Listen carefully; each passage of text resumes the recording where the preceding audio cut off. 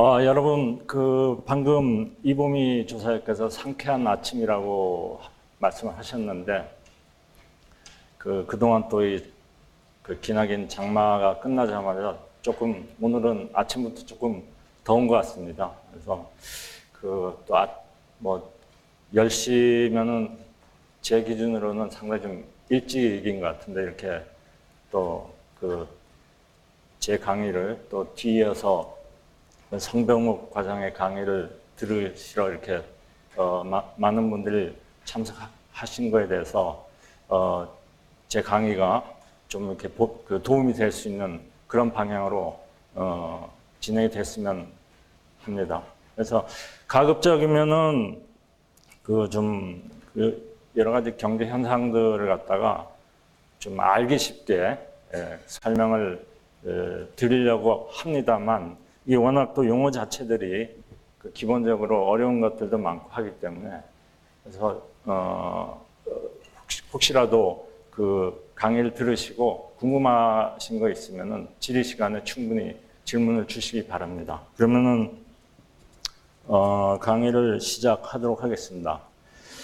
기본적으로 우리가 지금 제가 말씀드리는 거는 지난주에 한국은행에서 발표한 2013년 하반기 경제 전망을 기본으로 해갖고 만든 내용들입니다. 그래서 우리가 기본적으로 한국 경제를 전망을 할 때는 지금 경제가 글로벌 경제 시스템이기 때문에 세계 경제의 어떤 흐름하고 굉장히 많이 연계가 되어 있습니다. 그래서 일단은 세계 경제 상황을 먼저 이렇게 훑어보고, 그 다음에 이제 한국 경제를 전망하는 그런 방식으로, 어느 기관들이나 마찬가지겠습니다만, 한국은행은 기본적으로 그런 식으로 이렇게 전망을 하고 있습니다. 그래서 보시면은, 일단은 세계 경제의 주요 국가들, 미국 경제라든지 유로지역, 중국, 일본 해서 주로 이제 주요국, 전 국가들을 다 볼 수는 없으니까 전 세계에서 어떤 차지하는 비중이 높은 국가들을 중심으로 해서 각각의 어떤 각국의 경제 상황을 살펴보는데, 그 전에 사실은 이제 이 경제 활동을 하려면은 자금 사정이 원활해야 되고, 그다음에 어떤 물건을 만드는 데 있어서 원자재라든지 이런 것들의 어떤 가격 내지는 수요, 수급 이런 것들이 굉장히 중요합니다. 그래서 일단 경제 활동을 결정짓는 이런 여건들을 먼저 이렇게 다시 한번 처음에 이렇게 짚어봅니다. 그 다음에 이제 각국별로 살펴보고 전 세계 어떤 종합적으로 이제 평가를 내리는 전망을 하는 이런 식으로 방식으로 설명을 드리겠습니다. 일단 처음에 국제금융시장을 보면은 주식시장은 최근에 주식시장은 선진국 같은 경우는 상당히 좀 이렇게 가격 주가 지수가 이렇게 상승하고 있습니다. 반면에 신흥시장국은 한 5월 정도서부터 해갖고 이렇게 갑자기 좀 이렇게 하락을 하고 있습니다. 이 선진국을 다시 한번 보면은 일본 같은 경우에 지난해 말에 비해서 한 33% 6월 말 기준으로, 그 다음에 미국 다우존스도 한 14% 정도, 반면에 이제 유로지역은 한 몇 프로 정도 이렇게 지난 연말에 비해서 지금 빠졌습니다. 그래서 선진국 주가 지수를 보면은 지금 일본하고 미국이 주도를 하고 있다는 것을 알 수 있습니다. 그 다음에 이제 주식시장, 그 다음에 이제 채권시장 같은 경우도, 미국 회사채 스프레드 같은 경우, 정크펀드가 스프레드가 확대되는 모습을 보이고 있고, 나머지는 대체로 이렇게 횡보세를 보이고 있습니다. 그래서 이게 왜 이렇게 되냐면, 5월 중에 버냉키 의장이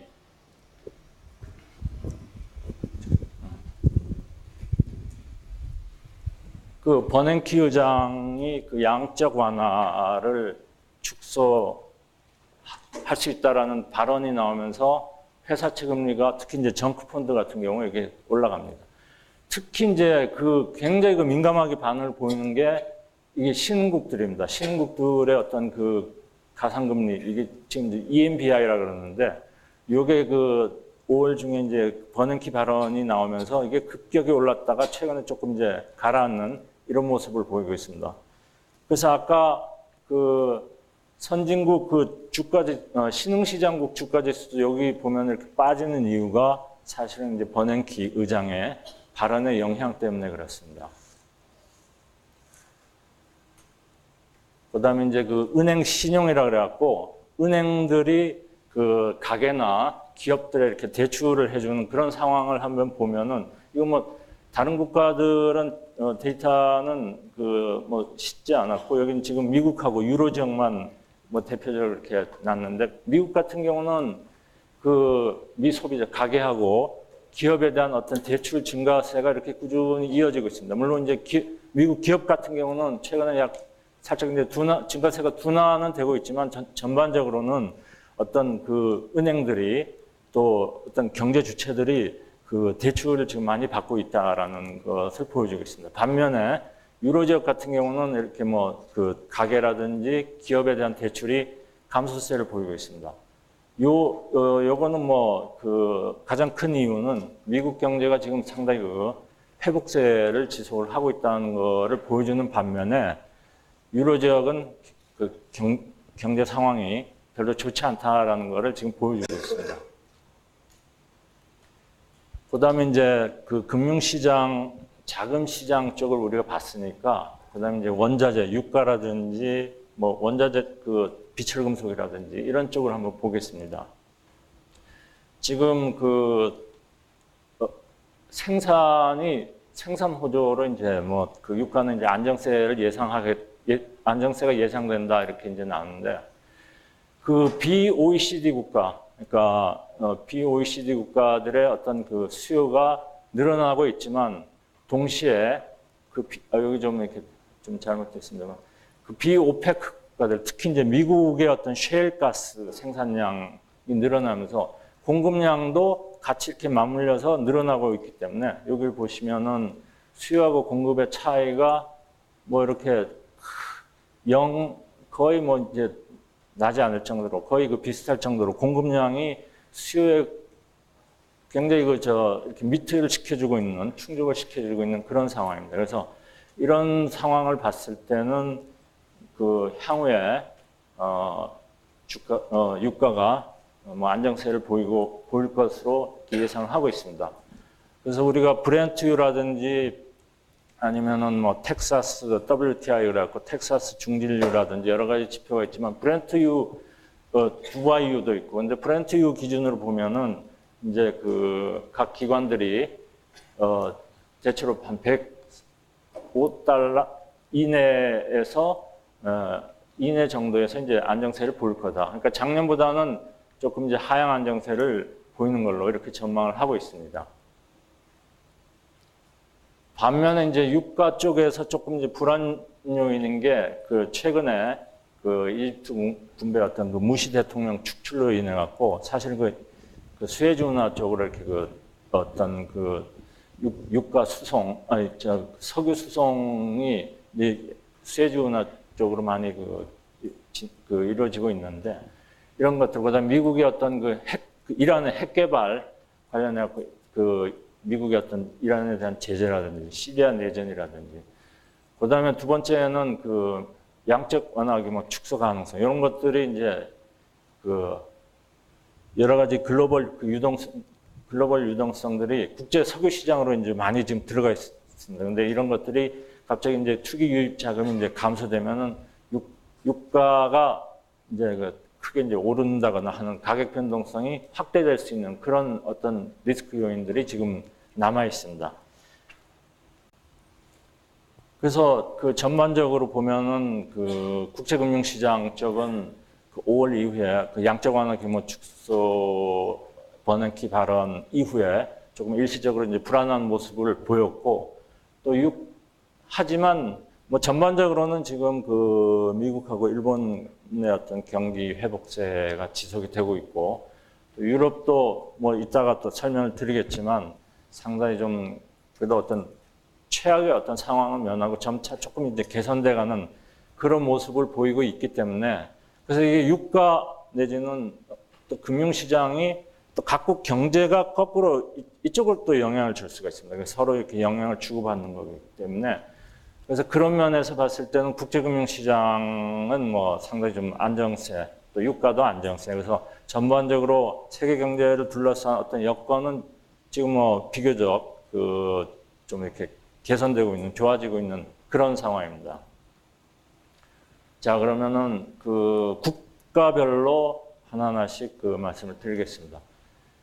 미국 같은 경우는 민간 부문, 그러니까 소비라든지 뭐 소비 등을 중심으로 해갖고 이제 회복세가 이어질 것으로 예상이 되고 있습니다.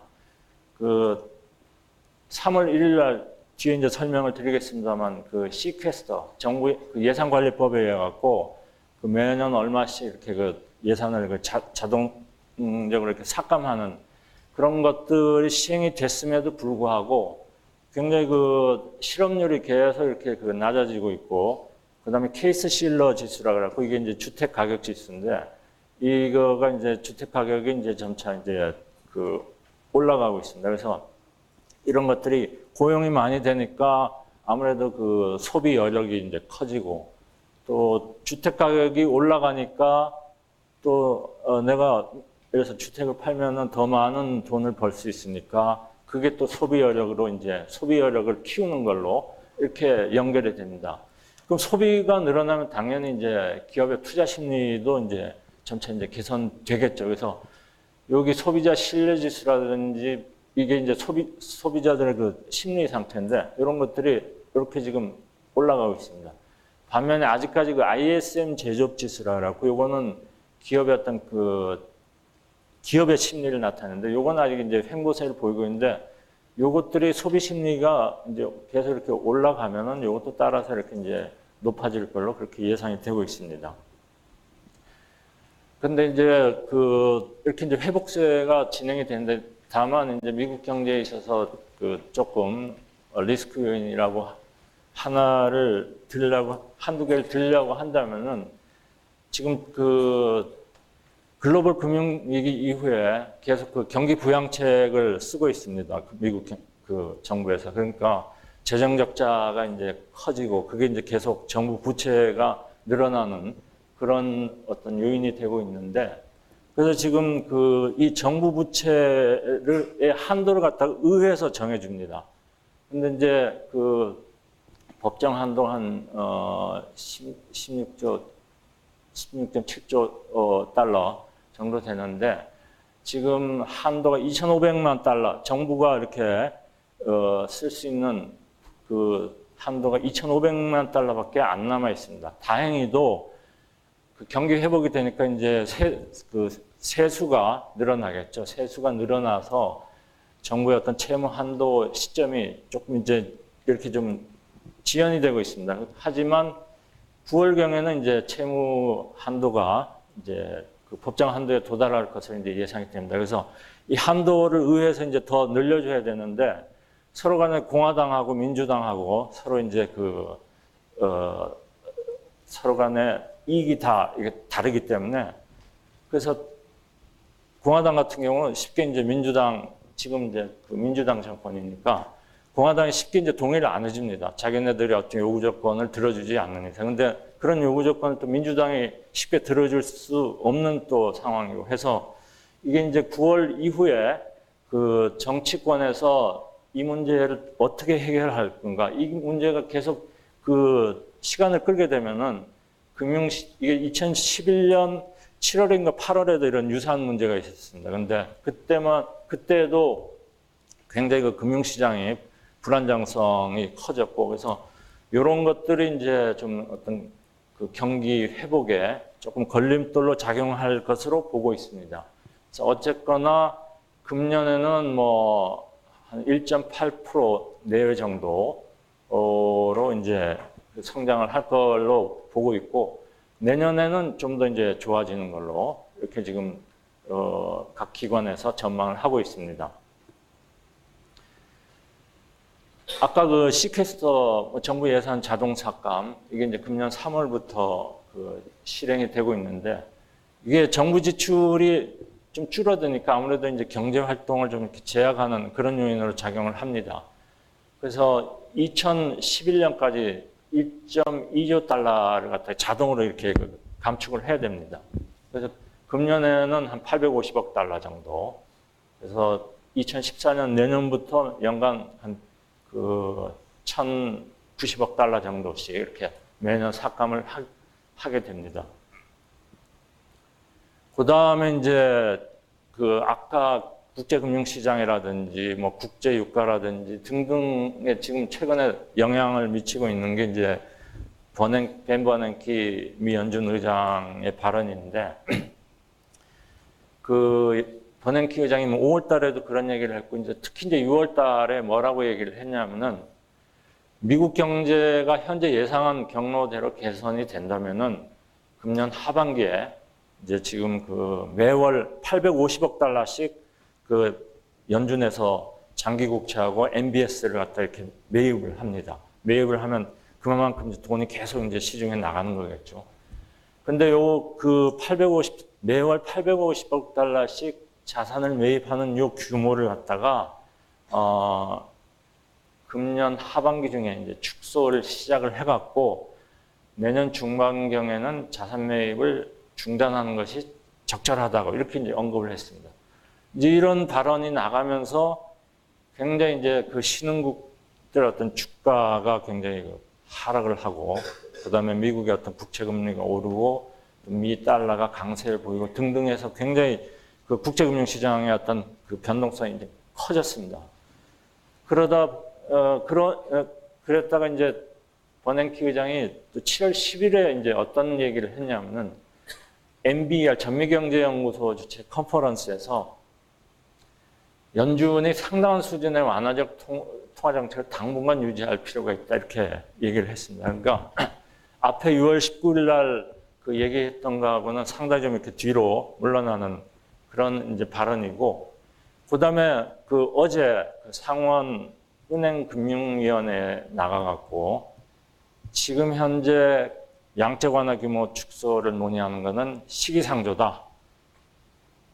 경제 지표가 좋아지는 거에 따라 갖고 축소를 할 수도 있지만 그 상황이 별로 안 좋으면은 계속 유지를 한다.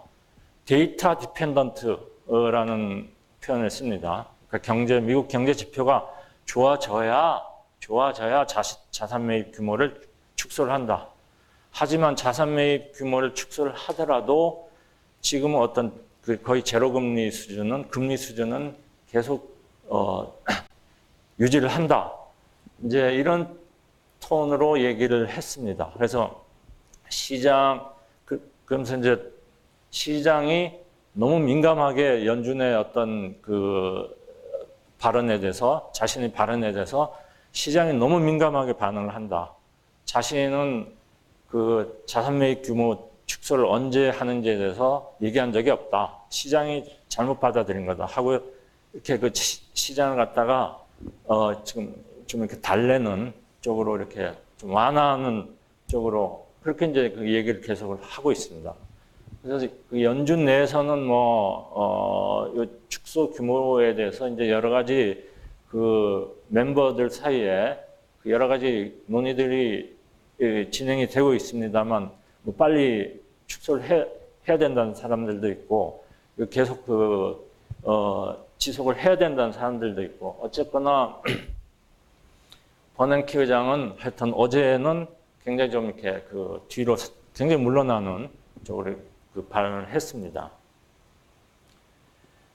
그다음에 이제 그 유로 지역인데요. 유로 지역은 그 굉장히 지금 뭐 실업률이 한 뭐 12% 정도까지 올라가고 굉장히 그 상황이 안 좋습니다. 그래서 몇 분기 계속 그 지금 마이너스 성장을 보이고 있고 하지만 경제 주체들의 어떤 심리가 조금씩 이제 회복이 되고 있습니다. 여기 표를 보시면은 이게 제조 PMI라는 게 있는데 이게 Purchasing Managers Index 그래갖고 여기 이제 기업의 어떤 그 한국은행에서 또는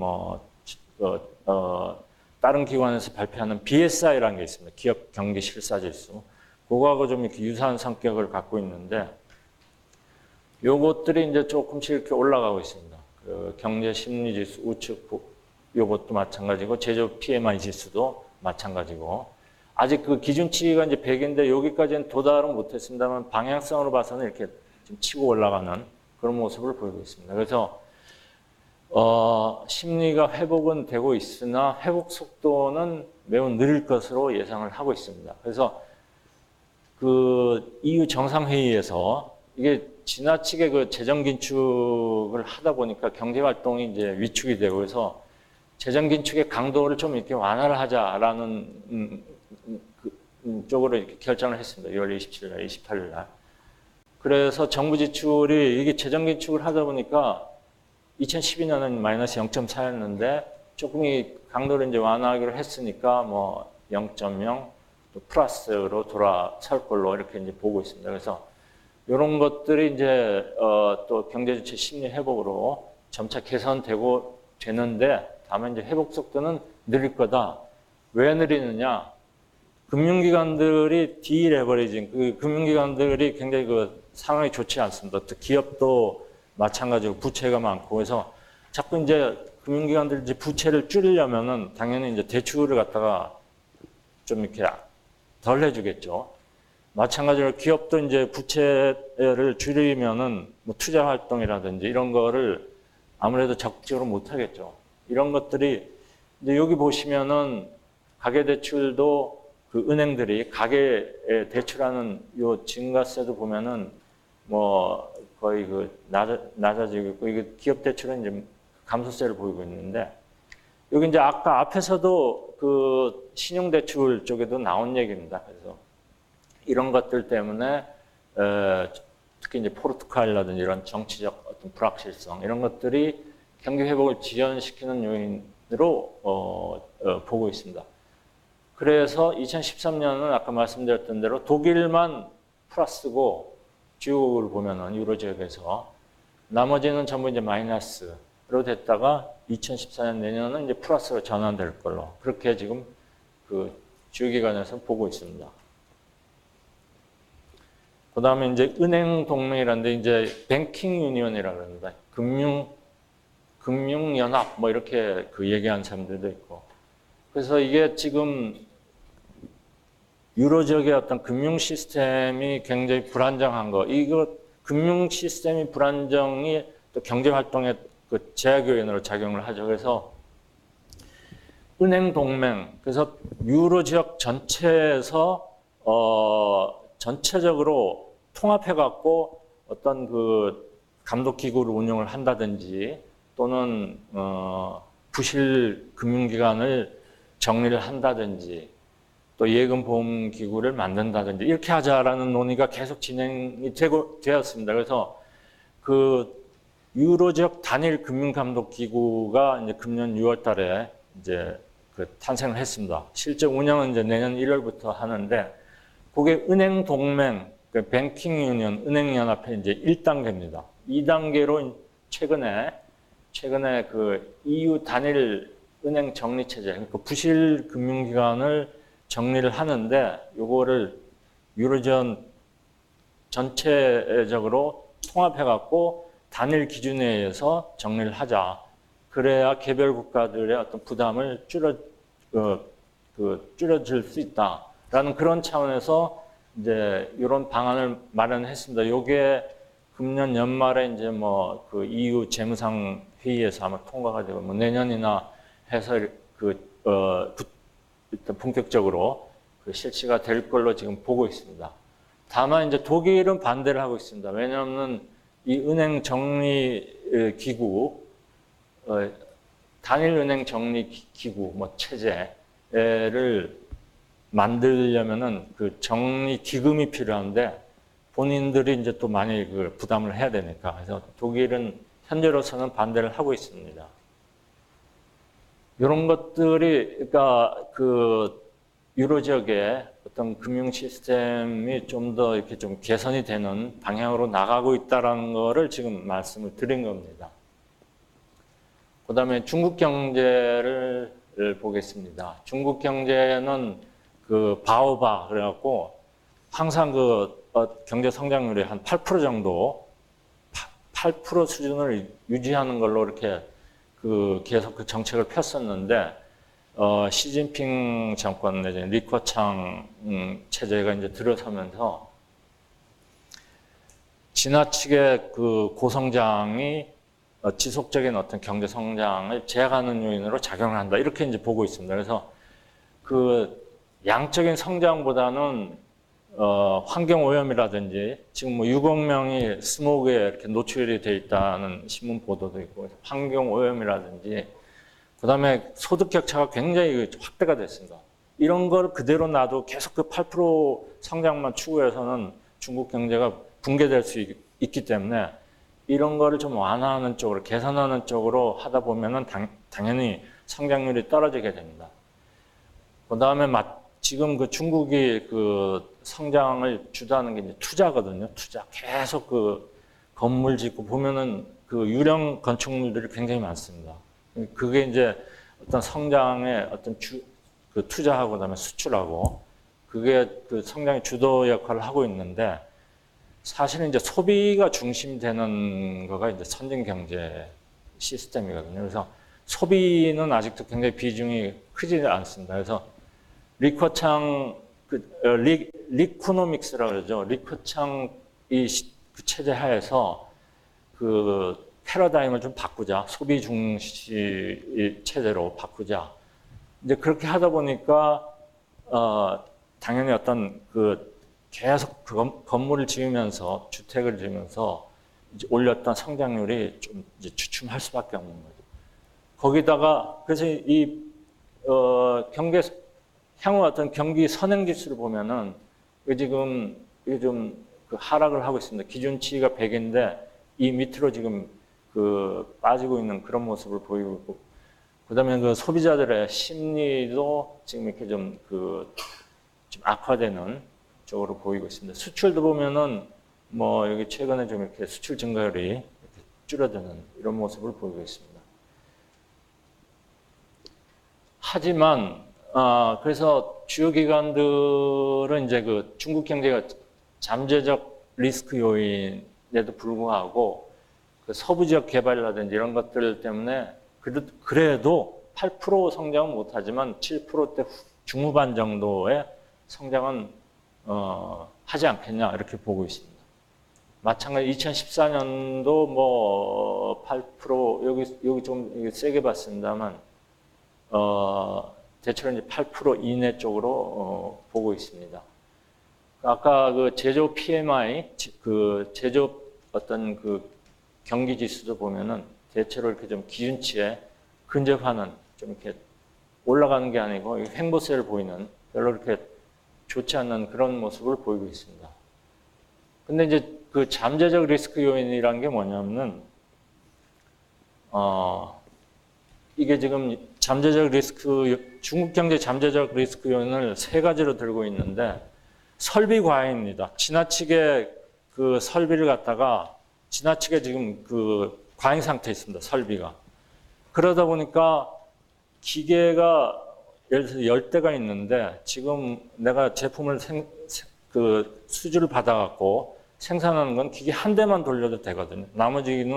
나머지는 지금 놀리고 있습니다. 그러다 보니까 가동률이 떨어지죠. 과잉 설비니까 투자를 해야 되는데 투자할 필요가 없죠. 지금 설비가 남아 돌아가는데. 그래서 과잉 설비, 그 다음에 그 중국 경제의 또 다른 하나가 이제 그 신용경색.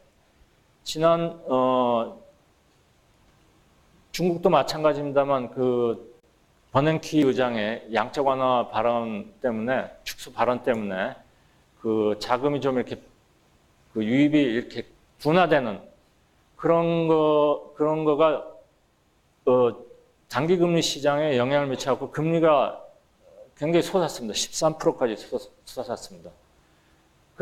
이건 뭐냐면 이제 돈을 쓰려고 하는 사람들은 많은데 수요는 많은데 이제 공급이 부족하니까 당연히 이제 금리가 올라가겠죠.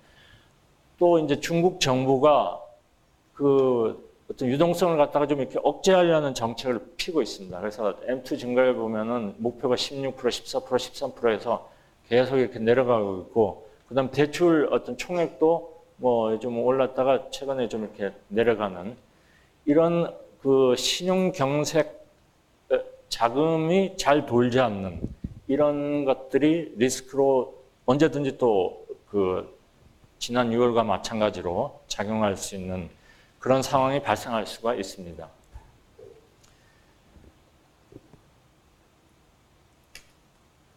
그래서 전반적으로는 뭐 이런 리스크 요인들에도 불구하고 아까도 말씀드렸지만 뭐 7%대 중후반 정도의 성장은 가능할 것으로 전망을 하고 있습니다. 그 다음에 이제 최근에 가장 핫 이슈로 떠오르고 있는 일본 경제에 대해서 말씀을 드리겠습니다. 여러분들 뭐 다 아시겠지만 아까 중국은 리코노믹스라고 했고 이제 여기는 아베 총리가 주도를 하는 아베노믹스라고 얘기를 하는데 그러니까 재정 지출을 갖다가 굉장히 늘리고 그다음에 금융 완화의 규모를 갖다가 이제 확대를 하고 해서 이런 것들 때문에 지금 회복 조짐을 보이고 있습니다. 회복세에 지금 들어갔습니다. 일본 경제가 계속 물가가 0%대 또는 그 이하로 이렇게 계속 몇 년 동안 지속이 됐거든요. 이걸 디플레이션이라고 하는데 일본 정부는 재정 지출이라든지 또 금융 완화를 통해 갖고 이런 디플레이션에서 좀 탈피하자. 물가 상승률이 한 뭐 2% 정도까지 될 수 있도록 그렇게 하자라는 정책을 피고 있습니다. 그래서 지금 그런 정책 효과로 인해 갖고 소비자들의 어떤 심리 상태가 기준치를 조금 넘어서면서 이렇게 우상향하는 쪽으로 나타나고 있고 마찬가지로 기업의 어떤 경기 지수, PMI 지수도 지금 올라가고 있습니다. 그 다음에 기업들이 자기네들 업종의 경기를 어떻게 판단할 거냐라는 단칸이라 그러는데 영어로 TANKAN 그래갖고 일본은행에서 이제 분기마다 발표하는 게 있습니다. 그래서 경기 상황이 개선될 거냐, 악화될 거냐, 요 비중을 이제 빼서 이렇게 수치로 나타내는데 특히 이제 중요한 게 대기업 제조업체들의 동향입니다. 여기 보면은 3월 달에만 하더라도 업황이 별로 안 좋다. 마이너스였는데 좀 좋아지고 있다. 개선이 더 많아지고 있습니다. 9월 달에는 더 좋아질 거다. 이 개선 어떤 응답들이 더 많아지고 있는 거죠. 그래서 수출 증가, 지금 엔화가 약세이기 때문에 수출이 늘어나면 기업들이 이제 투자를 많이 하겠죠. 그래서 기업들의 투자도 늘어나고 소비도 지금 개선이 되고 있고 해서 이런 것들이 지금 어떤 경기 회복으로 이어지고 있습니다. 7월 11일 날 일본은행의 쿠로다 하루히코 총재가 본격적으로 이제 일본 경제는 경기 회복 국면에 진입을 했다라고 선언을 합니다. 그래서 각 기관들이 일본 경제의 전망치를 상향 조정을 하고 있습니다. 1.5% 내외로 봤었는데 5월 달만 하더라도 최근에는 거의 2% 내외로 이렇게 이제 성장률이 올라갈 거다 이렇게 해서 조정을 했습니다. 이게 이제 아베노믹스의 어떤 이 아베노믹스가 제대로 이렇게 잘 작동이 되면은 이게 이제 경기 선순환 구조로 해갖고 이제 디플레이션에서 탈피하는 이런 어떤 구도를 그렸는데요. 지금 보면은 소비가 이제 좋아지고 있고 수요가 이제 늘어날 거니까 기업들이 이제 설비 투자를 확대를 할 거고 생산이 늘어나면서 기업 수익도 엔화 약세로 해서 이제 기업 수익도 좋아지고 그러면은 기업들이 이제 임금을 올려줄 거고 임금을 올려주면 개인들은 또 소비를 또 더 많이 할 거고 이런 것들이 이렇게 되면서 경기 회복 단계로 이제 들어서고 경기 회복이 계속 진행이 되면서 디플레이션 물가가 지속적으로 하락하던 이 현상에서 이제 벗어난다라는 거가 이제 기본적인 구도입니다. 그래서 어차피 이제 물가는 그 인체로 말하면 이제 체온에 해당하는 거니까 경기가 이제 핫해지면은 뜨거워지면은 그 물가도 이제 올라가겠죠. 그래서 이런 어떤 선순환 구조를 지금 목표를 하고 있는데 반면에 그 우리나라 언론에서도 그 한때 일본 주가가 이렇게 계속 쭉 올라가다가 5월달인가 6월달인가 좀 이렇게 빠진 적이 있었습니다. 주가도 빠지고 그다음에 엔화가 약세 쪽으로 쭉 가다가 갑자기 또 약간 좀 강세 쪽으로 가고 해서 그 한때 뭐 국내 언론에서 아베노믹스가 실패한 것처럼 대대적으로 이제 보도가 되었었는데 사실은 경제 상황을 뭐 주가라든지 뭐 환율이라든지 한두 개 어떤 지표로 판단하는 것 자체가 어불성설이고 그다음에 아베노믹스가 실제로 실시가 된 게 지금 특히 이제 그 양적 질적 금융 완화라고 하는데 이게 4월 달부터 일본은행이 이제 실시를 했거든요. 그러니까 한 경제 어떤 성패를 판가름하기 위해서는 어느 정도 시간이 필요합니다. 그래서 그 국내 언론들이 또 반일 정서라든지 이런 것 때문에 좀 일본 경제가 특히 이제 아베가 미우니까 잘 안 됐으면 좋겠다라는 그런 어떤 심리가 굉장히 많이 투영됐는지는 모르겠지만 그때만 하더라도 다른 그 외국 언론이나 이런 데서는 한국 언론만큼 이렇게 그 강도 높게 이렇게 비판적인 기사는 거의 안 나왔거든요. 그래서 그랬다가 최근에는 다시 이제 엔이 약세가 되고 또 주가도 어제인가 1만 뭐 니케이 해킨株価가 뭐 1만 한 5천엔 정도까지 올라가고 그러면은 다시 이제 주가도 좋아지고 이제 환율도 이제 약세가 됐으면은 아베노믹스 성공을 한 겁니까? 아니잖아요. 아직까지는 두고 봐야 되는 거고 지금 현재로서는 선순환 구조에 이렇게 들어서고 있는 조짐을 보이고 있습니다만 반대로 이제 아베노믹스를 비판하는 또 뭐 일본 내에서도 많이 있습니다만 이게 이제 악순환으로 삐끗하다가 또 이제 악순환으로 돼갖고 아베노믹스가 실패할 수도 있다라고 이제 얘기하는 사람들도 있습니다. 어쨌거나 성패는 조금 좀 시간적인 여유를 두고 봐야 될 것 같습니다. 일본 경제에 있어서. 특히 이제 이 표현이 이제 양적, 질적 금융 완화라고 하는데 양적 금융 완화라는 건 뭐냐면 쿠로다 하루이코 총재가 이제 새로 부임을 하면서 이런 표현을 썼는데 요거 말고 다른 표현으로는 2차원 금융 완화 이렇게 씁니다. 2차원, 다른, 차원이 전혀 다른. 여태까지 금융 완화, 미국의 금융 완화하고는 차원이 다른 2차원 금융 완화라는 표현도 쓰고 있습니다. 양적 금융 완화라는 거는 양적이라는 거는 이제 일본은행이 여태까지 금리를 타겟팅으로 했다가 쿠로다 총재가 부임을 하면서 본원 통화량으로 이제 그 목표를 바꿉니다. 그래서 통화량을 2배로 늘리고 그 다음에 그 국채 매입량을 2년 내에 2배로 늘리고 이게 이제 양적 금융 완화입니다. 질적 금융 완화는 그 국채를 그 만기가 40년물까지 구입을 한다.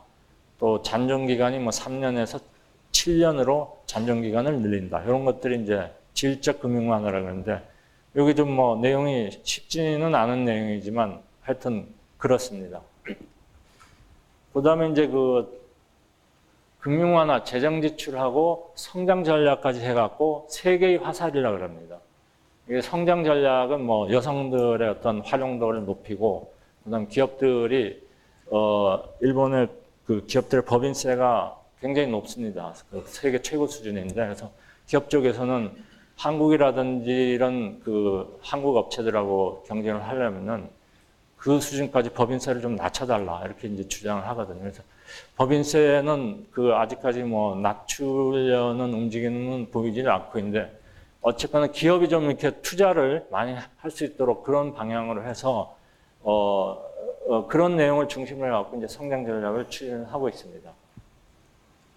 자, 그러면은 각국의 상황들 향후에 어떻게 될 건가를 이제 살펴봤고 전반적으로 세계 경제는 뭐 완만한 회복세를 보일 것으로 전망을 하고 있습니다. 여기 보시면은 글로벌 PMI가 이렇게 이제 전체 어떤 그 전 세계 기업들의 어떤 경기 상황이 좀 좋아지고 있고, 그다음에 그 경기 선행지수, 향후의 어떤 경기 상황을 나타내는 경기 선행지수도 조금 이렇게 올라가고 있습니다. 하지만 뭐 양적 완화 축소를 둘러싼 불확실성이라든지 중국 경제 어떤 성장률이 과연 7%대 중후반까지 갈 수 있느냐, 그 이후로 또 둔화될 가능성도 있는 거고, 아까도 말씀드렸지만 아베노믹스가 성공을 할 거냐, 또 좀 방향이 잘못돼 갖고 또 성장률이 그 둔화될 수도 있는 거고, 등등의 어떤 이런 어떤 리스크 요인들을 다 감안해 봤을 때 뭐 회복세는 보일 것으로는 전망이 되지만 성장률은 뭐 지난해 수준 정도에서 머물고, 다만 이제 내년에는 좀 더 좋아지는 그런 식으로 지금 보고 있습니다. 아까 조금 전에 이제 그 세계 경제 성장이었고, 그다음에 어떤 세계 어떤 물가 상승률을 보면은 전반적으로 그 GDP 갭이 지금 계속 2013년에도 마이너스를 보일 걸로 예상이 되고 있기 때문에 물가 상승률이 뭐 이렇게 지난해에 비해서 좀 하향 안정세를 보일 것으로 이렇게 예상을 하고 있습니다. 그래서 뭐 요거는 이제 각국별 비중이고 전 세계 경제에서 차지하는 비중이고, 그래서 이상으로 세계 경제 상황에 대한 설명을 마치겠습니다. 네, 전반부 세계 경제 전망 해주신 권지민 선생님께 다시 한번 감사의 박수 부탁드립니다. 네, 그 앞전 시간에 이제 그 권승혁 차장님께서 저희 그 국외 경제 동향에 대해서, 해외 경제 동향에 대해서 말씀을 주셨고, 이번 시간에는 그 해외 경제 전망을 바탕으로 해서 국내 경제는 어떤 식으로 전망을 했는지에 대해서 말씀드리도록 하겠습니다.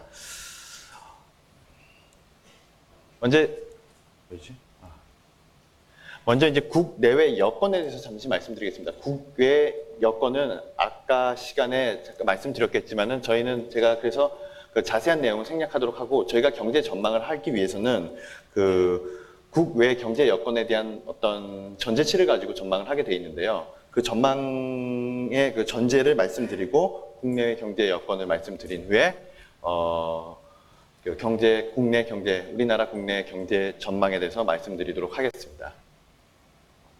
저희가 간략하게 말씀드리면은 금년도 경제 성장률을 2.8%로 전망을 했는데요. 이렇게 경제 성장률을 전망하기 위해서는 저희가 여러 가지 전제 조건을 가지고 전망을 합니다. 그러니까 그 2.8%가 그냥 나온 숫자가 아니라 그 해외 경제 여건, 여기서 보면 이제 세계 경제 성장률이라든지 미국, 유로, 중국 등 주요국 경제 성장률이 어느 정도 갈 것이다.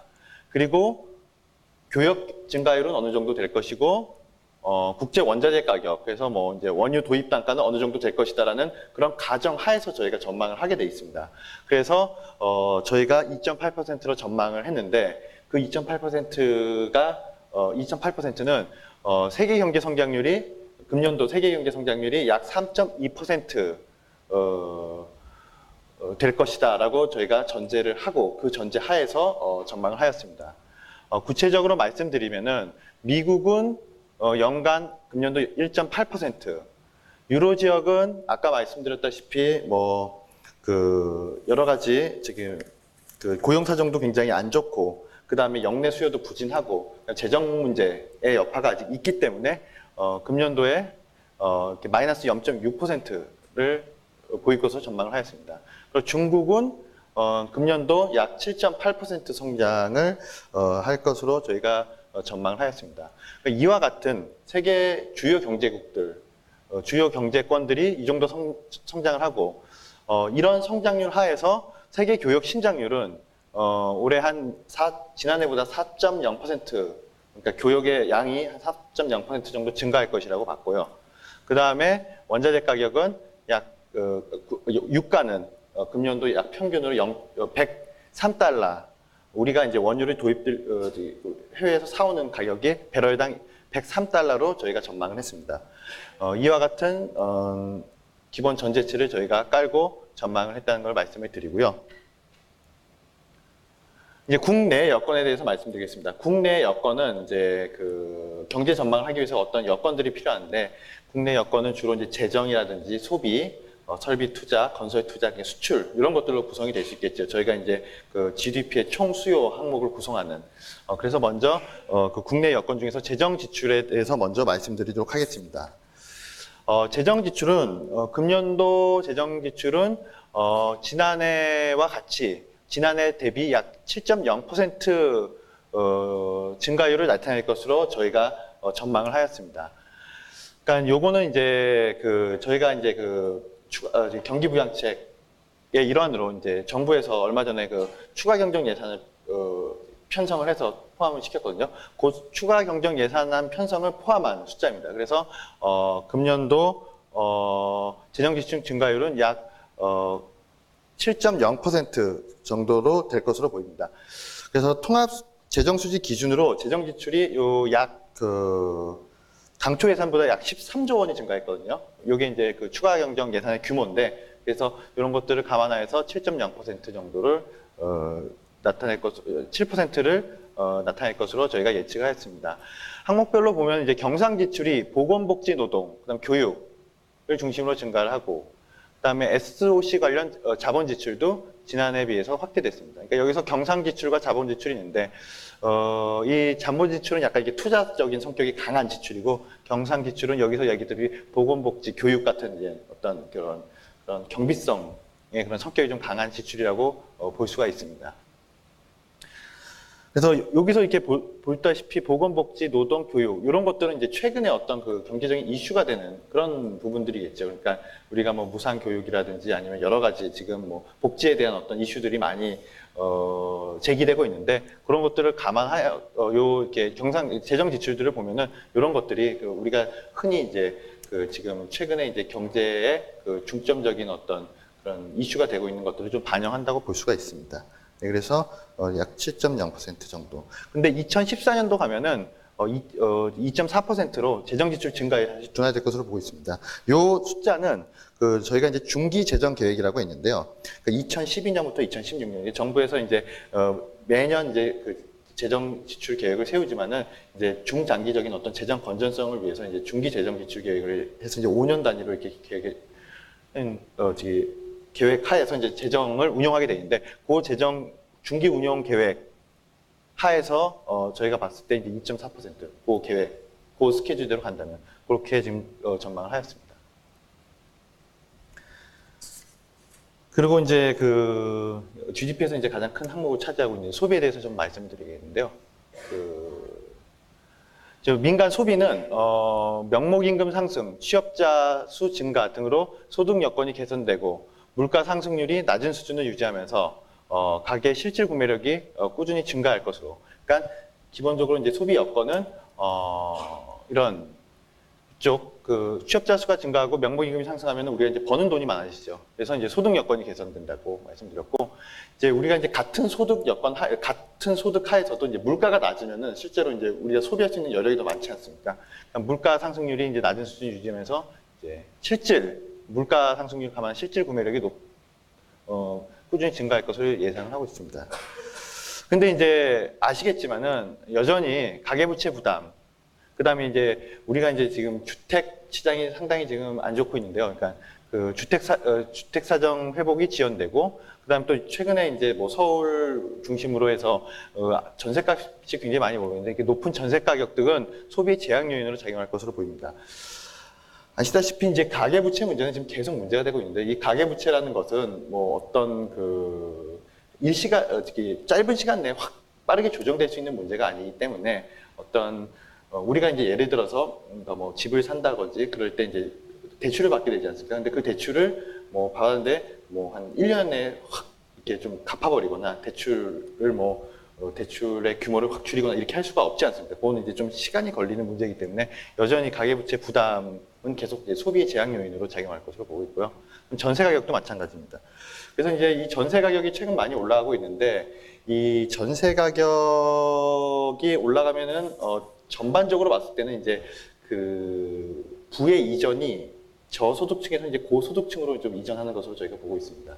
그래서 아무래도 이제 소비 성향은 저소득층이 좀 높지 않습니까? 이제 같은 이제 저소득층은 이제 그 저축 여력이라든지 그런 것들이 많지 않고 이제 소비 성향이 높기 때문에 근데 이제 소비 성향이 높은 저소득층에서 소비 성향이 낮은 고소득층으로 이제 부가 이전되면은 아무래도 좀 전체적인 소비가 좀 제약이 되겠죠. 그런 요인들이 좀 작용을 해서 이런 것들도 우리의 이제 소비를 다소 좀 제약하는 요인으로 작용할 것으로 예상을 하였습니다.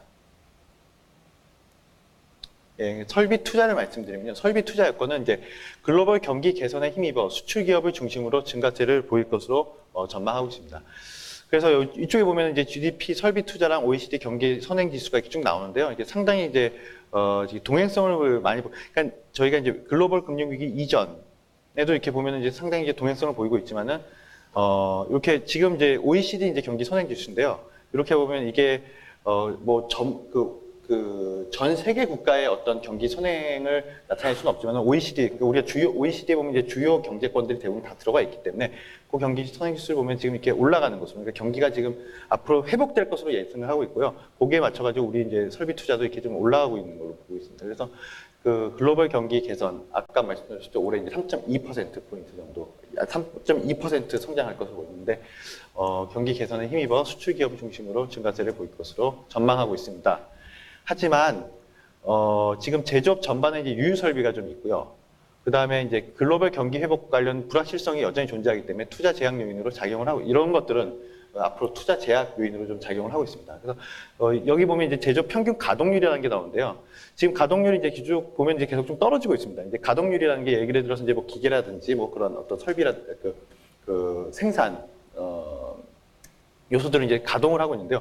예를 들어서 지금 이제 가동률이 이렇게 떨어지고 있으면 이제 놀고 있는 그런 이제 설비들이 많다는 거 아닙니까? 그러니까 아무래도 이제 놀고 있는 설비가 많으면은 그 기업 입장에서는 좀 투자를 할 유인이 적어지는 거죠. 그러니까 이미 지금 뭐 그 안 돌리는 기계들이라든지 그런 것들이 많은데 추가로 투자를 할 요인들이 별로 없는 거죠. 그래서 이 가동률이 이렇게 좀 떨어지고 유유 설비가 좀 있기 때문에 그거는 그동안에 이제 우리가 경기가 좀 부진했던 그런 탓도 있겠고요. 그래서 그런 것도 있고 이제 글로벌 경기 관련 불확실성 등은 이제 투자 제약 요인으로 좀 작용하고 있습니다. 그래서 아까도 말씀드렸다시피 이제 그 세계 경제에 대해서 쭉 말씀드렸는데요. 저희가 이제 나중에 뒤에 가서도 좀 말씀드리겠지만 지금 글로벌 경기 회복 관련해서 이제 불확실성이 좀 상존을 하고 있습니다. 그래서 그 지금 현재 그 글로벌 경기 관련해서 큰 불확실성으로 저희가 꼽는 것은 이번 경제 전망을 했을 때 저희가 중점적으로 봤던 것은 미국과 일본의 그 통화 정책 관련 불확실성입니다. 그러니까 미국의 통화 정책은 이제 그 미 연준에서 이제 그 실시하는 이제 양적 완화를 갖다가 언제 그 걷어들이느냐, 양적 완화 정책을 언제 좀 규모로 축소해 나가느냐 그런 관련된 불확실성이 있기 때문에 아시다시피 이제 6월달에 이제 버냉키 의장이 이렇게 그 QE를 갖다가 이제 그 QE를 좀 줄일 수 있다라는 취지의 그 발언을 했고, 그러니까 버냉키 의장의 그 발언을 보다 정확하게 얘기하면 시장에서 그런 식으로 받아들여서 굉장히 좀 글로벌 금융시장이 그 흔들렸던 적이 있는데 그런 것들이라든지 아니면은 그 일본의 통화 정책, 이거는 이제 아베노믹스, 그다음에 엔저와 관련되는데 그런 것들의 불확실성. 그러니까 이런 글로벌 통화 정책 관련된 이제 그 주요 선진국의 이제 통화 정책 관련된 이제 불확실성이 심화될 때는 우리나라 경제에 뭐 직접적인 뭐 영향을 바로 미친다기보다는 어떤 글로벌 금융시장의 이제 변동성이 이제 확대가 됩니다. 그러니까 아무래도 금융시장의 변동성이 확대가 되면은 이제 그 기업하는 사람 입장에서는 이제 그 투자를 하려는 그런 심리가 굉장히 위축이 되거든요. 그러니까 그런 것들이 이제 투자 제약 요인으로 좀 작용할 수가 있고요. 또 한 가지는 유로 지역 재정 위기, 유로 지역의 이제 어떤 그 저성장, 그거는 뭐 굉장히 오래된 또 요인이긴 하지만은 항상 이제 그 기업들이 투자를 하기 위해서 이제 항상 예의 있게 주의 있게 보는 분야고요. 그 다음에 이제 최근 들어서는 이제 중국의 이제 성장률이 좀 떨어지지 않느냐. 저희가 앞에서 말씀드렸다시피 중국 경제 성장률을 약 7.8%로 올해 전망을 해줬는데요. 이게 저희가 지난번 4월달 전망할 때는 중국 경제 성장률 저희가 약 8.2%로 전망을 하였습니다. 그래서 최근에 이제 중국 경제 성장률 보면 다 8% 이상 그 성장을 해왔는데 그 최근에 이제 좀 떨어지지 않느냐. 그런 아까 말씀드렸죠. 이런 이제 글로벌 경기 불확실성 같은 것들이 우리나라 기업들이 투자를 하는데 조금 투자를 좀 주저하게 하는 그런 요인으로 작용할 수도 있다. 이렇게 말씀을 드리겠습니다. 네, 그리고 이제 그 건설 투자를 말씀드리겠습니다. 이제 건설 투자를 말씀드리면 저기 건설 투자는 주로 비주거용, 주거용 건물이 아닌 건물들 있지 않습니까? 뭐 이제 상업용 건물이라든지 그런 건물들. 그 다음에 이제 토목, 그러니까 뭐 어떤 이제 을 중심으로 회복세를 이어갈 것으로 저희가 예상을 하고 있습니다. 그래서 나중에도 말씀드리겠지만 저희가 이제 지난번 전망, 4월 전망과 근본 7월달 전망과 비교해 봤을 때 저희가 이제 가장 그 성장률을 소폭 하향 조정하면서 가장 크게 이제 수치적으로 이렇게 크게 늘어났던 부분이 이 건설 부분인데요. 아무튼 이런 요인들 때문에 회복세를 이어갈 것으로 보입니다.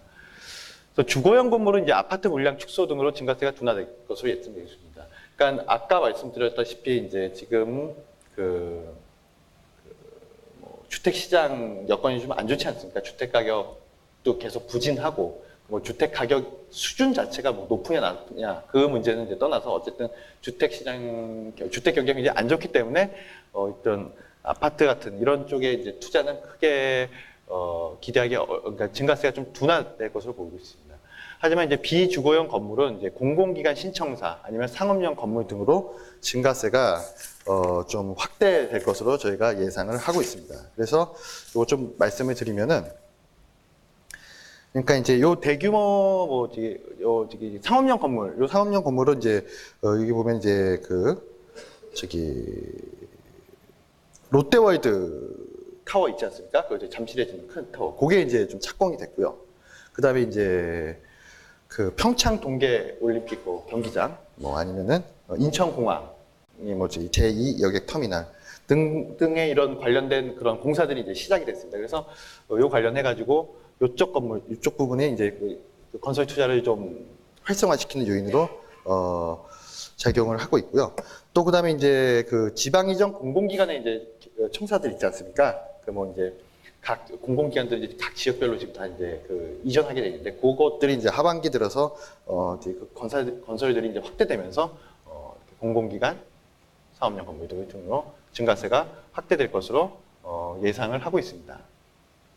그리고 토목, 아까 말씀드렸다시피 이제 토목은 이제 아까 추가 경정 예산 있지 않습니까? 추가 경정 예산으로 이제 SOC 투자 관련된 예산 좀 확정이 됐고요. 그 다음에 이제 지금 뭐 아시겠지만 우리나라가 지금 이제 뭐 전기가 굉장히 좀 부족하지 않습니까? 그래서 계속 전력난이다. 여름만 되면 뭐 이제 그 여러분들도 이제 뭐 어디 가시면은 예전보다는 굉장히 좀 그 실내 온도가 많이 올라가는 것으로. 그런 것 때문에 지금 이제 발전 설비 확충에 대한 어떤 투자가 많이 이루어지고 있습니다.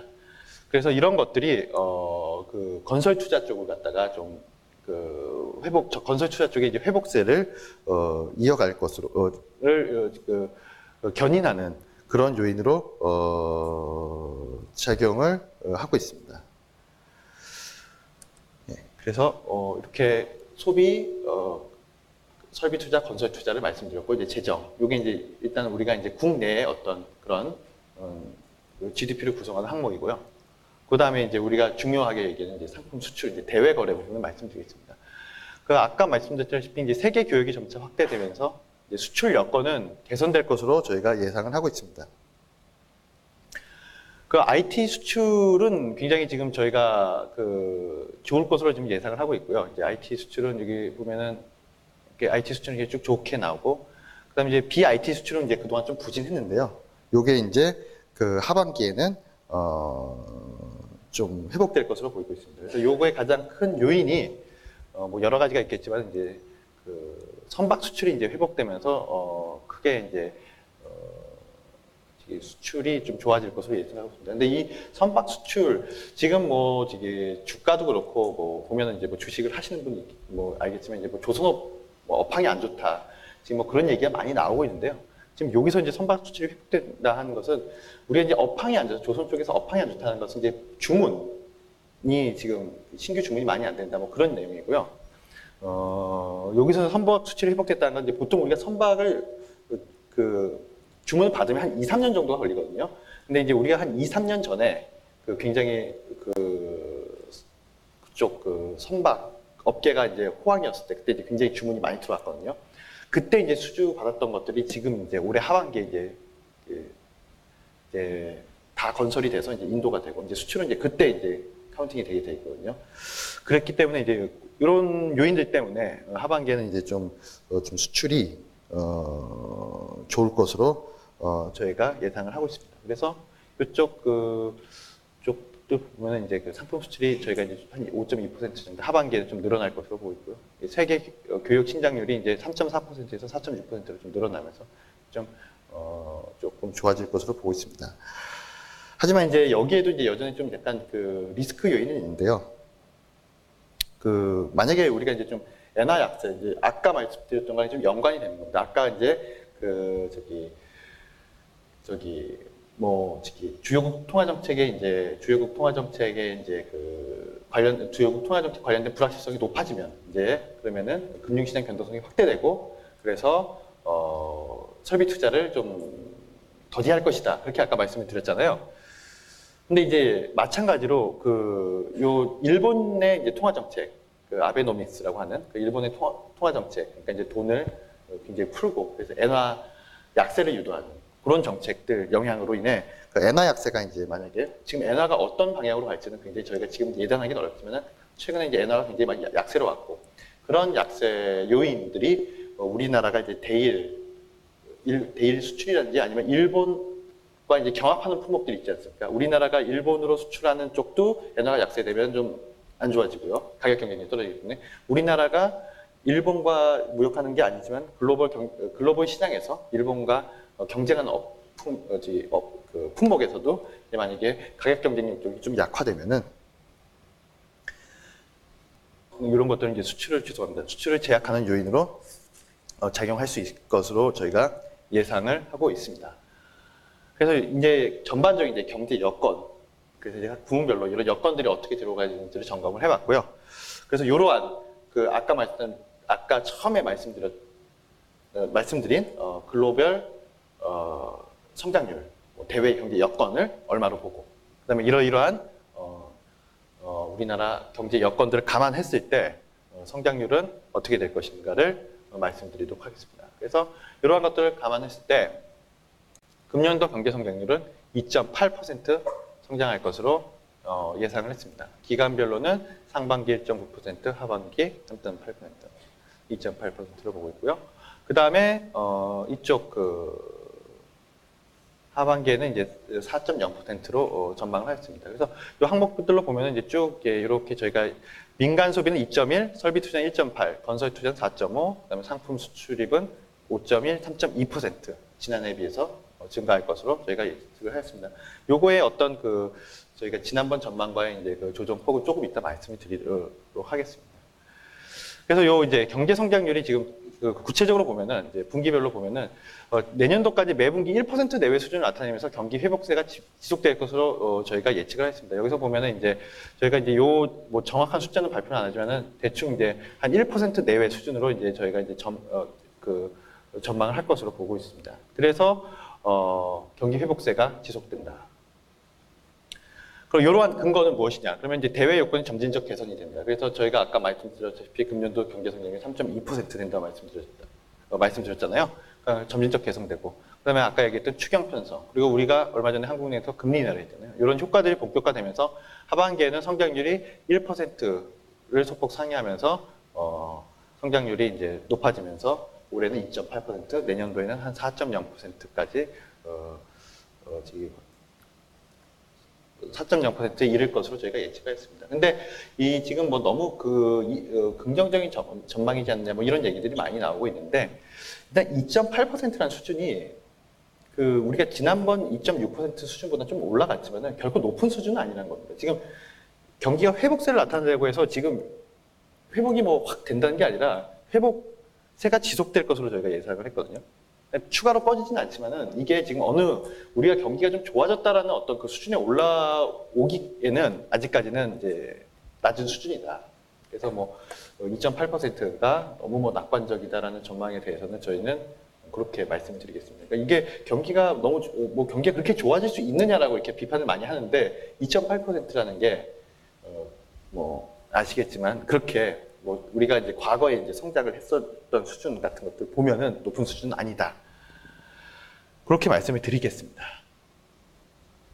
그리고 이제 그 성장에 대한 이제 부문별 기여도를 저희가 좀 보면요. 과연 이제 성장의 그 부문별 기여도를 보면은, 우리가 이제 뭐 꽤 이제 그동안은 이제 그 수출이 이쪽에도 작년에 보면 이제 수출이 그 어떤 내수보다 그 성장에 기여하는 정도가 높았습니다. 그래서 올해 상반기까지는 높았지만은 올해 하반기 가서는 그 성장에 대한 기여도가 좀 이렇게 비슷해질 것으로 저희가 예측을 하고 있습니다. 그래서 뭐 이러한 것들은 이제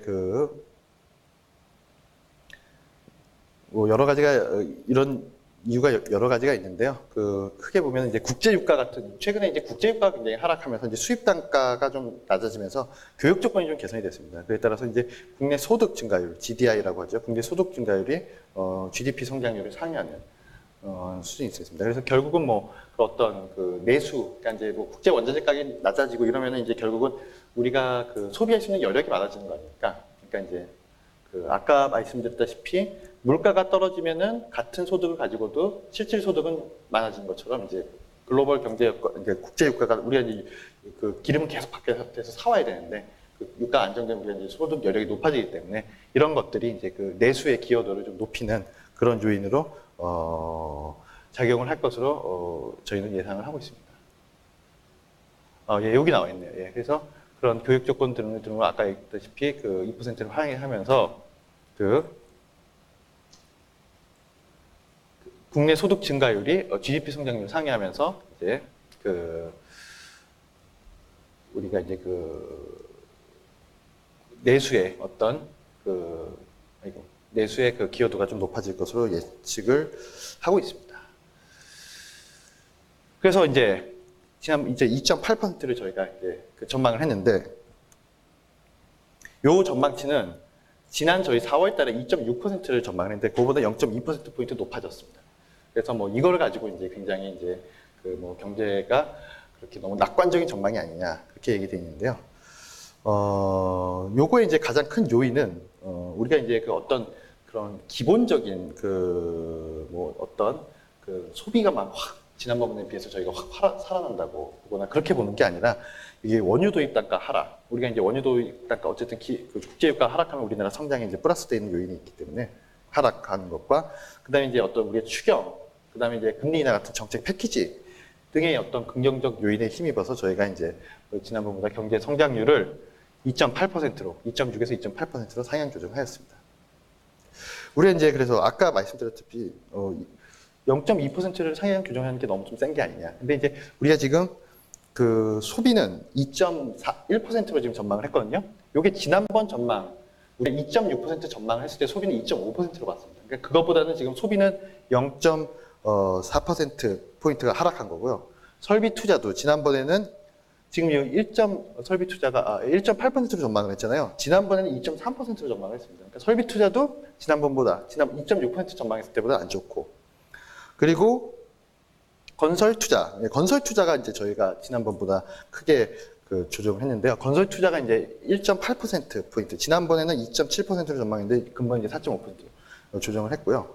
이제 상품 수출도 이제 지난번에 저희가 5.2%로 전망을 했습니다. 그때 저희가 글로벌 경제 성장률을 3.3% 정도로 저희가 예측했는데 성장률이 조금 하향 조정하면서 이제 수출 증가율도 조금 낮아질 것으로 예측했습니다.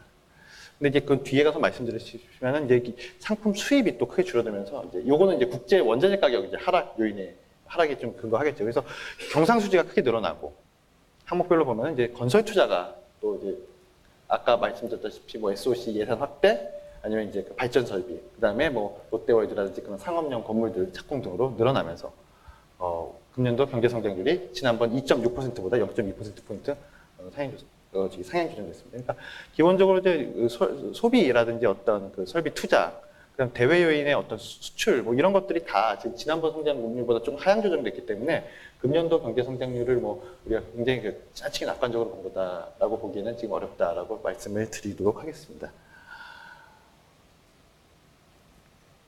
말씀을 드렸고요. 그리고 이제 고용에 대해서 말씀드리겠습니다. 예. 금년도 그 취업자 수는 약 32만 명 증가할 것으로 보고 있고요. 실업률은 약 3.2% 정도로 저희가 지금 예상을 하고 있습니다. 그러면 이제 뭐 이 고용 수준이 굉장히 좀 경제는 이렇게 안 좋은데 고용 수준이 굉장히 이렇게 좀 너무 많이 늘어나는 거 아니냐, 뭐 이렇게 말씀하시는 분들도 있는데, 요 그 고용의 이제 늘어나는 여건, 고용의 이제 그 저희가 이렇게 전망한 이유는 가장 큰 것은 이제 지금 이제 자영업 쪽이라든지 이런 쪽은 여전히 지금 안 좋습니다. 그런데 이제 지금 저희가 보면은 장년층 노동 공급이 지금 확대되고 있습니다. 그래서 예전에는 이제 일찍 은퇴를 하셨던 분들이 이제 계속 장년층을 비중으로 이제, 왜냐면 그건 고령화. 우리가 이제 크게 이제 보면은 이제 인간의 수명이 이제 쫙 늘어나는 건 이게 굉장히 큰 어떤 트렌드라고 지금 볼 수 있지 않습니까? 아무래도 인간의 수명이 늘어나다 보니까 어쩔 수 없이 이제 장년층 노동 공급이 확대되고 있고요. 그 다음에 이제 정부의 이제 이제 어떤 고용률을 높이겠다. 뭐 70% 고용률 70% 로드랩, 뭐 달성을 위한 제도 개선 등도 일자리를 뭐 촉진할 것으로 지금 예측을 하고 있습니다. 그래서 정부에서는 이제 양질의 뭐 시간제 일자리를 늘려야 된다. 뭐 이렇게 얘기를 하고 있는데요. 그러니까 이제 뭐 고학력 주부라든지 그런 이제 뭐 육아를 갖다가 이제 좀 해야 되는 어떤 고학력 주부라든지 이런 쪽에서 일정 시간은 뭐 이제 육아에 전념하게 해주고 나중에는 뭐 이제 또 노동시장에 들어올 수 있게 해주는 뭐 그런 제도적 여건을 갖다가 지금 제도적인 그런 여건을 좀 맞추도록 지금 정부에서 지금 노력을 하고 있는데요. 이런 것들, 이런 요인들이 취업자세 하반기에도 이제 취업자세 증가가 좀 확대될 그런 요인들로 보고 있습니다. 그리고 아까 말씀드렸다시피 재정 쪽에서 잠깐 말씀드린 무상고용 뭐 그런 문제들. 그다음에 고령화, 고령화가 진정이 되면 이제 어떤 그런 보건, 사회복지 이런 쪽에 대한 어떤 또 수요가 늘어나기 때문에 그런 쪽에 업종별로 보면 그런 쪽에 이제 수요가 좀 늘어날 것으로 보이고 있고요. 그다음에 이제 경제 서비스화 등으로 이제 사업 서비스 부분, 이제 뭐 전문 과학 기술 서비스업, 뭐 그런 부분들, 뭐 법무, 회계, 광고, 엔지니어링 뭐 이런 쪽들 예전에는 그냥 뭐 사실은 뭐 그냥 물건만 만들어내고 뭐 그냥 쭉 팔고 이런 게 주였지만 이제 뭐 어떤 뭐 광고라든지 이런 것들도 이제 굉장히 좀 중요한 그런 어떻게 보면은 그런 요인으로 이제 그런 중요한 업종으로 지금 자리 잡지 않았습니까? 그런 것들도 이제 그런 그쪽 부분에서도 좀 이제 경기가 이제 고용이 좀 좋아질 것으로 저희가 예측을 했습니다. 하지만 이제 아까 말씀드렸다시피 이제 자영업 경우에는 이제 업황 부진이 워낙 많고 그래서 이제 그런 부분에서는 취업자 수가 크게 늘어나기는 어려울 것으로 저희가 예측을 하였습니다. 그래서 그런 여건들로 인해서 저희가 올해는 32만 명, 내년 40만 명, 실업률은 금년도 3.2%, 내년도 2.8%로 저희가 예측을 하였습니다.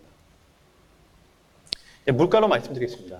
물가는 이제 올 물가를 이제 1.7%로 예측을 하였고요. 그 다음에 근원 인플레이션은 농산물, 석유를 제외한 지수는 1.8%, 식료품, 에너지 지수는 1.6%, 내년도에는 2.9%로 다시 좀 높아질 것으로 예측을 하고 있습니다. 그래서 이런 물가가 지난번 저희 전망 때보다 굉장히 많이 낮아졌는데요. 지난번에 저희가 물가를 약 2.3%로 4월달 전망이 2.3%로 전망을 했습니다. 근데 지금 약 1.7%로 하향 조정했는데 요거의 가장 큰 요인은 수요 부분이 아니라 공급 측면이라고 저희가 말씀드리겠습니다. 이제 가장 큰 요인을 말씀드리자면 국제 유가 하락, 유가가 굉장히 많이 하락했기 때문에 저희가 지난번에 전망했을 때보다는 유가가 굉장히 많이 하락했기 때문에 지난번에 이제 가정했던 아까 말씀드렸다시피 저희가 전제를 하고 들어가게 되는데 그래서 이제 물가 상승률이 굉장히 많이 떨어질 것으로 보고 있습니다. 그리고 이제 수요 측면에서 보면은 이제 이 GDP 갭률 보면 이제 여전히 지금 마이너스를 보이고 있는데요. 그래서 이제 그 성장률이 하향 조정되면서 성장률이 상향 조정되면서 4월달 전반보다는 마이너스 갭률은 좀 줄어들 것으로. 하지만 여전히 GDP 갭률은 그러니까 우리가 흔히 얘기하는 잠재 성장률 또는 뭐 바람직한 성장률 뭐 그런 그거 수준을 밑도는. 그래서 수요 쪽의 압력은 뭐 여전히 낮다고 볼 수 있습니다. 그런 상태에서 그러니까 수요 쪽에서는 지난번보다 뭐 우리가 수요 경제 크게 악화돼 가지고 이 경제 물가 상승률을 낮춘 것이 아니라 여전히 뭐 잠재 성장률을 밑도는 그런. 그래서 수요 쪽에서는 물가 상승 압력이 크지 않다라는 그 전제는 지난번과 똑같습니다. 그런데 유가가 하락했기 때문에 공급 측면에서 물가 상승률은 1.7%로 저희가 하향 조정을 하였습니다.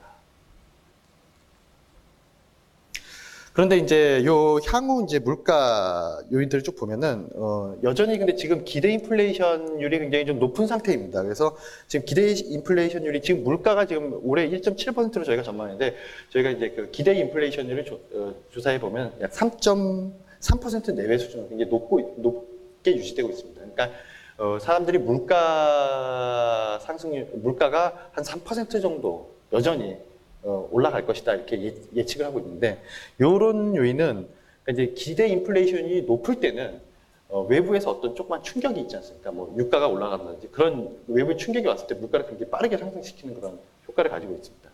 그러니까 이제 우리가 뭐 예를 들어서 이제 뭐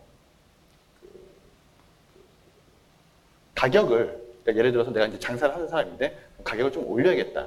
근데 가격을 함부로 올릴 수가 없거든요. 왜냐하면은 이게 딱 봤을 때 옆에 가게는 안 올릴 것 같은데 나는 그냥 올린다. 그러면 이제 사람들이 저쪽 가게로 가니까.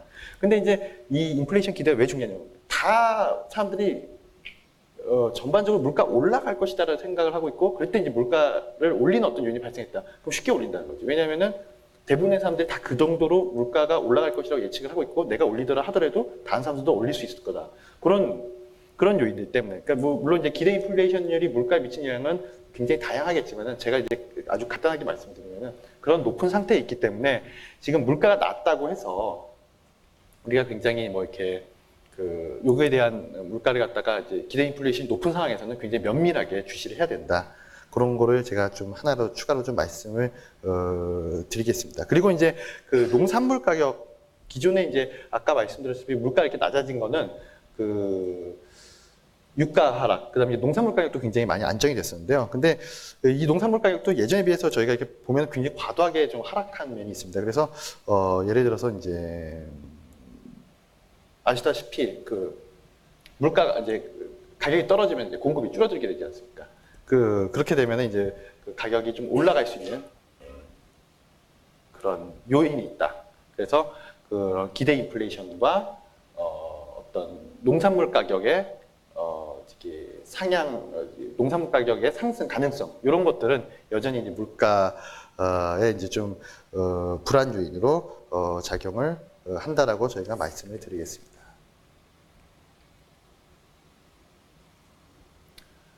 그리고 이제 금년 중 경상수지 흑자 규모는 530억 달러로 지난해보다는 확대될 것으로 지난해 430억 달러였는데 이제 530억 달러로 크게 확대될 것으로 예측을 하고 있습니다. 그래서 이제 상품 수지가 이제 한 약 460억 달러 정도 흑자를 보고 이제 서비스 수지가 이제 40억 달러, 뭐 기타 수지들 합쳐가지고 530억 달러 정도. 그래서 이제 그 그 경상 수지가 GDP에서 차지하는 비중이 이제 한 대략 한 약 한 4%대. 로 2013년에도 이렇게 높은 수준이었는데 2012년도 이렇게 높은 수준이었는데 한 3.8% 정도 되는데 올해는 4.4% 한 중반 정도로 상승하고 그 2014년도에는 다소 좀 하락할 것으로 보고 있습니다. 저희가 이렇게 이제 경상수지 흑자 규모가 굉장히 지난 전망보다 크게 커졌는데요. 이런 경상수지 흑자 규모가 확대된 것은 아까 말씀드렸다시피 이제 수출 증가율. 저희가 지난번 수출 증가율을 5.2%, 5.1%로 이제 하향 조정했는데 수출이 좀 줄어들었지만 이제 수입이 더 크게 줄면서 이렇게 크게 확대될 것으로 저희가 예측했습니다. 뭐 계속 반복되는 얘기지만은 그래서 국제 유가가 하락했기 때문에 경상수지 흑자 규모가 좀 크게 늘어날 것으로 예측을 했고요. 그래서 이런 것들이 이제 경제 성장, 그 경상수지 흑자 규모를 확대시키는 요인으로 작용을 했습니다. 그래서 간략하게 말씀드리면 지난번 경제 성장률 2.6%, 4월달 전망했던 것보다 2.8%로 상향 조정됐는데 이것이 뭐 아까 얘기했다시피 소비라든지 투자 쪽은 지난번 전망보다 오히려 하향 조정을 했습니다. 크게 뭐 경제가 확 이게 너무 좋아진다 이런 게 아니라 국제 원자재 가격 하락 그리고 추경이라는 거는 이제 딱 정해져 있잖아요. 정부에서 쓰는 돈은 그럼 바로 성장률에 반영이 되니까 그게 늘어났으니까 그 부분. 그다음에 이제 금리 인하에 따른 어떤 효과 그런 것들을 감안해서 저희가 한 2.8%포인트로 이제 상향 조정했다고 말씀을 드리겠습니다. 그래서 이런 식으로 이해를 하면 2.8%라는 숫자가에 대한 어떤 의미를 뭐 여러분들이 이제 좀 아실 수 있으리라고 생각이 됩니다. 그래서 제가 준비해온 발표는 여기서 마치기로 하고요. 국내 경제 전망에 대해서 강의해 주신 송정무 과장께 감사하고 박수 부탁드립니다.